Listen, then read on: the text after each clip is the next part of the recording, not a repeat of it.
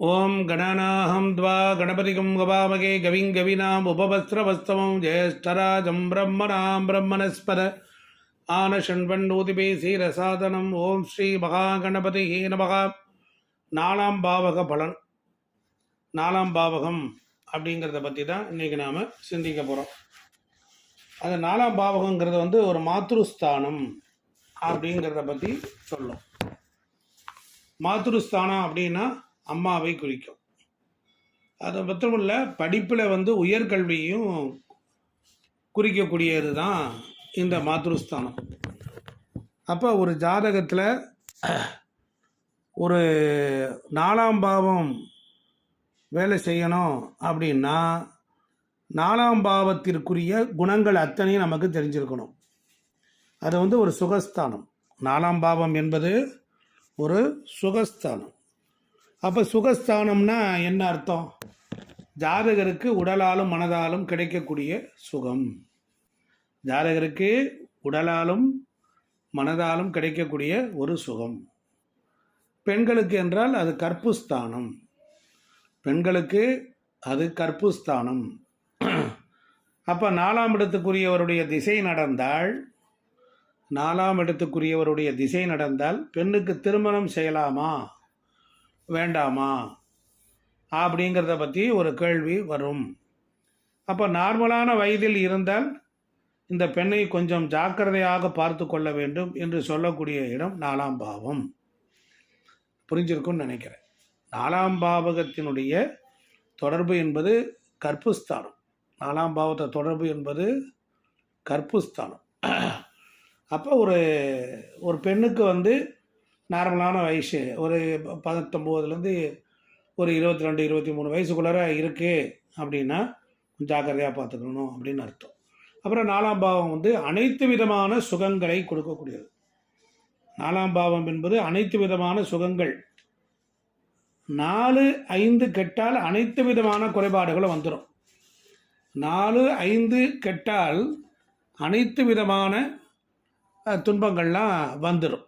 இதுதான் இதில் இருக்கக்கூடிய ஒரு விஷயம். அப்போ நாலாம் பாவம் மேல் இதயத்தையும் நுரையீரலையும் குறிக்கும். ஒரு நாலாம் பாவத்தில் ஒரு கிரகம் நிற்குது அப்படின்னா குறைந்த டிகிரியில் இருந்தால் அது நுரையீரலில் சம்மந்தப்பட்ட விஷயத்தையும் சொல்லும். அந்த நாலாம் பாவத்தினுடைய கடைசி டிகிரியில் வருது அப்படின்னா அது ஹிருதயத்தையும் சொல்லும். அப்போ அங்கே சந்திரன் இருக்கார் அப்படின்னா அது நுரையீரல் சம்மந்தப்பட்ட.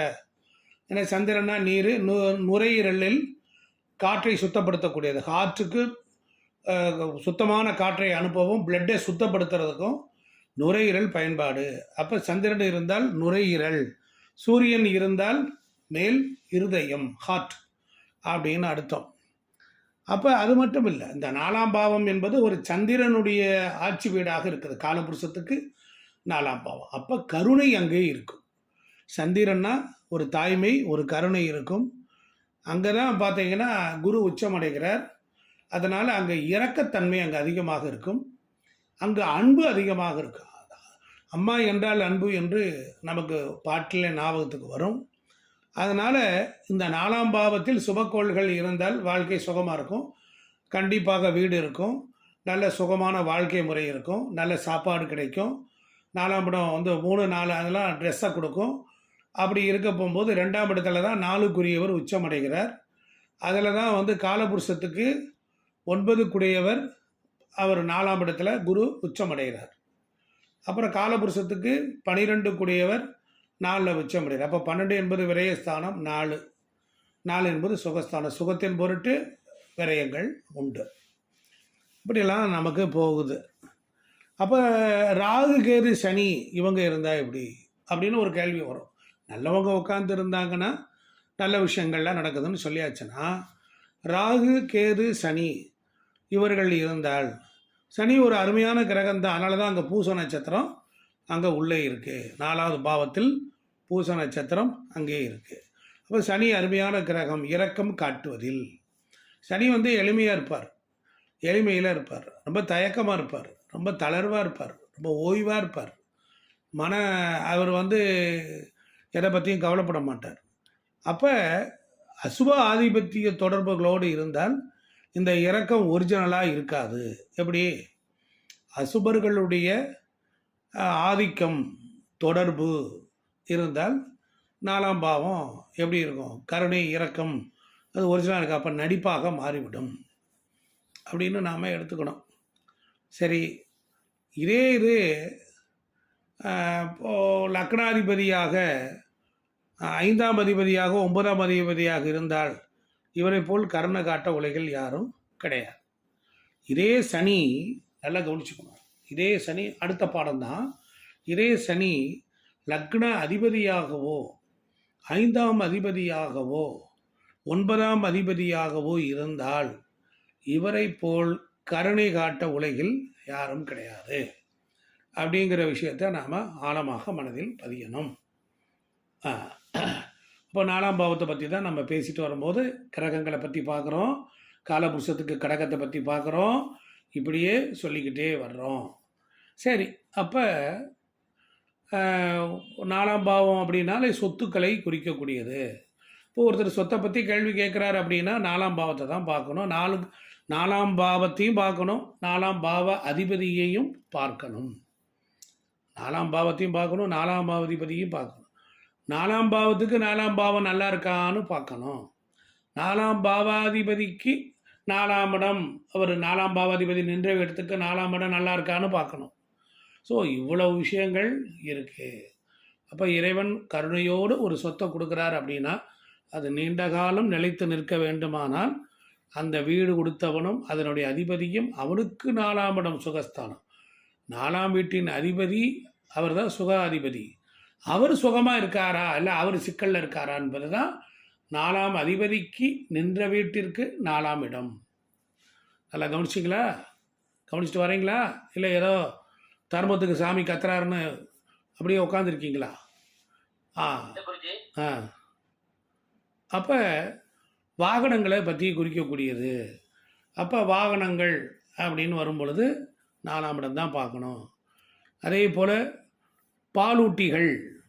பாலூட்டிகள் பற்றியும் கறவை மாடுகளை பற்றியும் 4ஆம் இடம் தான். நல்லா இருந்தால் தான் ஆடு மாடு பால் ஊட்டக்கூடிய மிருகங்கள்லாம் நல்லபடியாக இருக்கும் அப்படிங்கிறத நாம் எடுத்துக்கணும். அப்போ சொத்து, வாகனம், அது மட்டும் இல்லை நீர்நிலைகள். போர் போடணும் அப்படின்னா 4ஆம் இடத்துக்கு அதிபதியோட ஓரையில் நல்லா இருந்தாருன்னா ஓரையில் நீர் போடலாம். அதனால தான் சந்திர ஓரையில் அந்த காலத்தில் கிணறு தோண்டுவார்கள் அப்படின்னு ஒரு விஷயத்தெல்லாம் வச்சுருக்காங்க. அப்போ 4ஆம் அதிபதி கெட்டாலும் 4ஆம் அதிபதி 8ஆம் இடத்திலோ பாருங்கள் எவ்வளோ டிஃபிகல்ட்லாம் இருக்குது பாருங்கள். 4ஆம் அதிபதி கெட்டு போயிட்டாலும் 4ஆம் அதிபதி 8ஆம் இடத்தில் இருந்தாலும் 4ஆம் அதிபதி 12ஆம் இடத்தில் இருந்தாலும் என்னாகும்? தண்ணீரில் விழுந்து வருவார்கள். அப்போ கேர்ஃபுல்லாக இருக்கணும். நான் பார்க்கணும். அதாவது 4ஆம் பாவாதிபதி 8-12 தொடர்பு கொண்டால், மாரகாதிபதி பாதகாதிபதியோட தொடர்பு இருந்தால் தண்ணீரில் அவங்க கேர்ஃபுல்லாக இருக்கணும். அதை ஓடும் நீரில் அப்படிலாம் கவனமாக இருக்கணும். அப்போ அவங்களுக்கு கண்டம் வருவதற்கு வாய்ப்பு, நீல் கண்டம் அப்படிலாம் இருக்கணும். அப்புறம் பாருங்கள், ஓடையை குறிக்கக்கூடியது. இப்போ நம்ம சொல்லுவோம், உங்கள் வீடு 4ஆம் இடம் வீடு, உங்கள் வீட்டுக்கு பக்கத்தில் ஒரு ஓடை ஓடுதா அப்படின்னு சொல்லுவோம். அப்போ 4ஆம் ஓடைகள்னு எடுத்தால் 4ஆம் இடம், குளம்னு எடுத்துக்கிட்டால் 4ஆம் இடம், ஆறுகள்னு எடுத்துக்கொண்டாலும் 4ஆம் இடம், ஏரிகள் எடுத்தாலும் 4ஆம் இடம், கம்மா அப்படின்னாலும் 4ஆம் இடம், மலை 4ஆம் அதிபதி லக்னத்திலோ லக்னாதிபதியோ 4இல் இருந்தாலோ இவன் மழை காலத்தில் பிறந்தவன் அல்லது வீடு கட்டும் போது மழை வரும். புரியுதுங்களா? பாருங்கள், இப்படியெல்லாம் நம்ம சொல்லலாம். இதெல்லாம் நம்ம ஜோதிடத்தில் இவ்வளோ விஷயங்கள் சொல்ல வேண்டியிருக்கு, நம்ம கதை சொல்ல வேண்டியிருக்கு. அப்போ கதை சொல்லி தான் அவங்கள நாம் நம்பகத்தன்மையை உருவாக்குறோம். ஆமாம். அதனால் 4ஆம் அதிபதி 4ஆம் பாவத்தில் செவ்வாய் சுக்கிரன் இருந்தால், குறிப்பு 4ஆம் பாவத்தில் செவ்வாய் சுக்கிரன் இருந்தால் வீடு கட்டும் போது மழை வரும் அப்படிங்கிறது ஒரு கருத்து. சரி, அப்போ இதுவரையிலும் நம்ம 4ஆம் பாவத்தை பார்த்துட்டு வரோம். இன்னும் கொஞ்சம் பார்க்கலான் இருக்கோம். அப்போ இது என்ன செய்யலான் இருக்கோம்? பண்ணைகள், தோப்பு, கல்லறை. 4ஆம் இடத்துல மாந்தி இருந்தால் வீட்டிற்கு பின்பு கல்லறை இருக்கும்.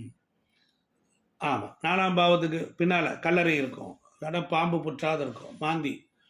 அப்படி இல்லை அப்படின்னு சொன்னால் குழந்தைகள் புதைச்ச இடமா இருக்கும். ஆமாம், இல்லைன்னா வீட்டுக்கு பின்னால் ஒரு கிறிஸ்துவர்கள் இருப்பாங்க, அவங்க கல்லறைகள் இருக்கும், அந்த மாதிரியான இடம் இருக்கும். அப்போ மாந்தி இருந்தால் என்ன சல்லிய தோஷமும் இருக்கும் அப்படின்னு நாம் எடுத்துக்கணும். இப்படி எல்லாம் நம்ம 4ஆம் பாவத்தோடு நம்ம வீடு அப்படின்னா முழுமையான வீடு. 4ஆம் பாவத்தை பார்த்த கிரகங்கள் சுபக்கோள்களாக இருந்தால் குடும்பத்தில் மங்களகரமான நிகழ்வு நல்லாயிருக்கும், அம்மாவுக்கு நல்லாயிருக்கும், ஹெல்த்து நல்லாயிருக்கும். 4ஆம் பாவாதிபதியை பாபக்கோள்கள் மாரகாதிபதி, பாதகாதிபதி, அட்டமாதிபதி இவங்கள்லாம் பார்த்தாங்கன்னா அதுவும் மோசமான தாய்க்கு ஒரு உடல் ஆரோக்கியத்தையும் மன நிம்மதியையும் இழக்க வைக்கும். இப்படி தான் எடுத்துக்கணும். இதான் ரொம்ப எளிமையான பலன்கள். பலன் சொல்கிறது ரொம்ப சிம்பிள். வெறும் நொட்டேஷனாக எழுதிக்கிட்டு போய் என்றைக்கு ஆகிறது? கடைசியில் அந்த புத்தகத்தை கொண்டு போய் இடைக்கு தான் போடணும். அதனால் எல்லோரும் கவனிங்கன்னு சொல்லியாச்சு, யாருமே கவனிக்க மாட்டீங்க. மனசில் பதிய வைக்கணும், உள்ளன்போட வெறி பிடிச்ச மாதிரி உட்காரணும். சாமி எப்போ பாடம் நடத்த போகிறாரு அப்படின்னு மனசுக்குள்ளே பதியணும். சினிமா பார்க்க போகும்போது நோட்டு புக்காவை எடுத்துகிட்டு வந்தீங்க, சீரியல் பார்க்கும்போது நோட்டு புக்காக எடுத்துகிட்டு வந்தீங்க, சினிமா பாட்டு கேட்கும்போது நோட்டு புக்காக எழுதுனீங்க, எதையுமே எழுதுறதில்ல. அந்த பாட்டு மனப்பாடமாக இருக்குது. அந்த அந்த சீரியல் கதையை நீங்கள் அப்படியே டேரக்டர் கூட விட்டுருப்பேன். கருப்பு சட்டை போட்டு வந்தான் பாரு, சேகப்பில் ஒரு இது வச்சுக்கிட்டு அப்படின்னு விளக்கமாக நீங்கள் அடுத்தவங்களுக்கு சொல்லுவீங்க. அதனால் இதெல்லாம் நீங்கள் கவனிக்க மாட்டீங்க. அது என்ன செய்கிறது? நமக்கு கிரகத்திலே கோளாறு. அப்போ 4ஆம் அதிபதி 10ல் இருந்தால் வீட்டுக்குள்ளேயே தொழில் பண்ணுவார்கள். வீட்டிலே வச்சு தொழில் பண்ணுறவங்கலாம் பார்த்தீங்கன்னா 4ஆம் அதிபதி 10ல் இருந்தால், 10 என்பது ஜீவன கர்ம தொழில் ஸ்தானம். ரொம்ப சிம்பிள். 4 கூடயும் 10ல் இருந்தால் என்ன ஆகும்? சுகமாக வேலை வைப்பான், அவன் என்ன கஷ்டப்பட்ட வேலை செய்ய போகிறான்? ஆமாம், வீட்டுக்குள்ளேயே தொழில் பண்ணுவார். தொழில் பண்ண இடமும் பக்கத்துலேயே இருக்கும், இப்படி கூட வச்சுக்கலாம். வீடு பக்கத்தில் இருக்கும், வேலை பார்க்குற இடமும் பக்கத்தில் இருக்கும். அப்போ 4ஆம் அதிபதி மாந்தி தொடர்பு இருந்தால் வீட்டுக்குள்ளாரே பிணத்தை புதைச்சி வச்சுருப்பாங்க. அது அந்த காலத்தில், இப்போல்லாம் பண்ணுறதில்ல. இப்போ நாயைத்தான் புதைக்கிறாங்க.